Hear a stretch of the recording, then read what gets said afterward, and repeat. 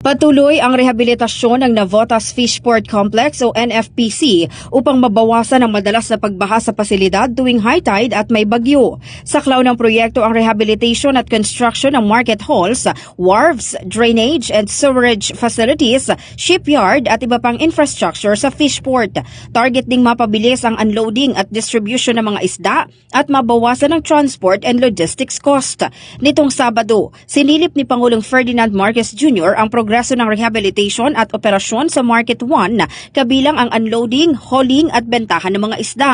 Batay sa datos ng pamahalaan, tumaas sa mahigit 221,000 metric tons noong 2025 ang dami ng isdang ibinababa sa NFPC mula sa mahigit 196,000 metric tons noong 2023. Umakyat din sa mahigit 26,000 ang bilang ng mga sasakyang pandagat na dumaong sa Fishport noong 2025 mula sa mahigit 24,000 noong 2023. Ang NFPC ang pinakamalaking fishport sa bansa at isa sa pangunahing bagsakan ng mga produktong isda para sa Metro Manila at iba pang bahagi ng Luzon.